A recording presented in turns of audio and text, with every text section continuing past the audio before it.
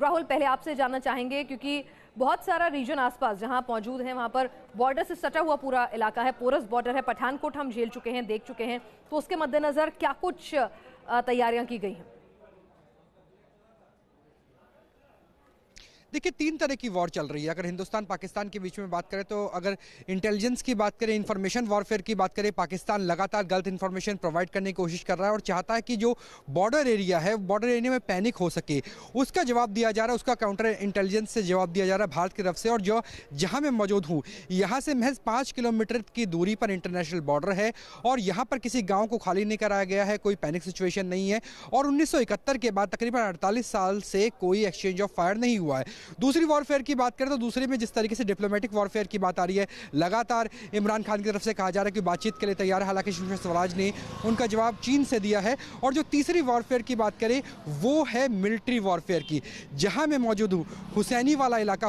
इलाका वो इलाका है जहां 65 और 71 की जंग में पाकिस्तान ने सबसे ज्यादा अटैक करने की कोशिश की थी और ये दिखाया जा रहा था उस वक्त 65 और 71 में कि जो पाकिस्तानी फोर्सेज है वहां आर्मी नहीं है, वो पाकिस्तानी रेंजर है और इधर बीएसएफ है, लेकिन रेंजर के पीछे पूरी की पूरी आर्मी तैनात थी। इस बार हिंदुस्तान की तरफ से हम आपको डिटेल्स नहीं बता सकते अगर नेशनल इंटरेस्ट की बात करें, लेकिन इंडियन आर्मी भी बीएसएफ के साथ पूरी तरह से चाक चौबंद है और 71 या 65 जैसे सिचुएशन कम से कम पंजाब के जिस बॉर्डर पे 71 से हमने बहुत तरक्की कर ली है। बात अलग है कि पाकिस्तान जो है इस वक्त भी आर्थिक संघर्ष से जूझ रहा है, चाहे हथियारों के लिहाज से बात करें, चाहे प्लानिंग के लिहाज से बात करें, हर लिहाज से हम पाकिस्तान पर भारी पड़ते हैं। सामरिक लिहाज से डिटेल साझा नहीं करेंगे, अपनी ताकत की नुमाइश नहीं करेंगे, लेकिन क्या तैयारियां हैं एक आम नागरिक के लिहाज से और आतंकी हमले से निपटने के लिए भी क्या तैयारियां हैं, क्योंकि खतरा आतंकियों से भी उतना ही है। देश को डराने की कोशिश करेंगे पुलवामा का जो बदला लिया है उसके बाद। रोमान, क्या अपडेट इस संदर्भ में आपके पास?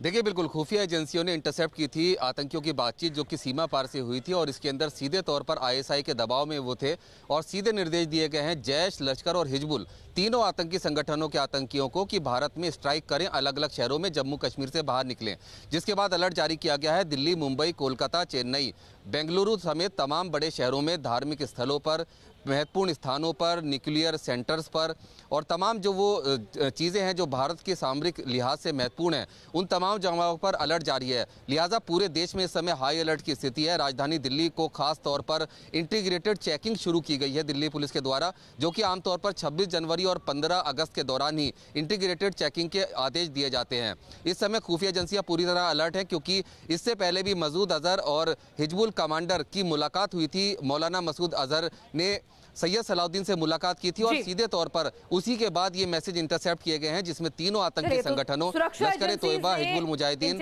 और जैश को एक अलर्ट जारी किया है। चारों मेट्रोज पर हाई अलर्ट है। देश के अलग अलग हिस्सों में, बी टाउन्स में भी अलर्ट पहुंचा दिया गया है। तो आप भी चौकस रहिए, चौकन्ने रहिए अपने इर्द गिर्द हो रही गतिविधियों से, लेकिन अफवाहों पर ध्यान ना दें और कोई भी खबर आप तक आती है तो पैनिक ना करें, पहले उसे सोचें, समझें, परखें, सत्यता जांचें और उसके बाद ही उस पर भरोसा करें। छोटे से ब्रेक के लिए यहाँ रुक रहे हैं, जल्द लौटेंगे।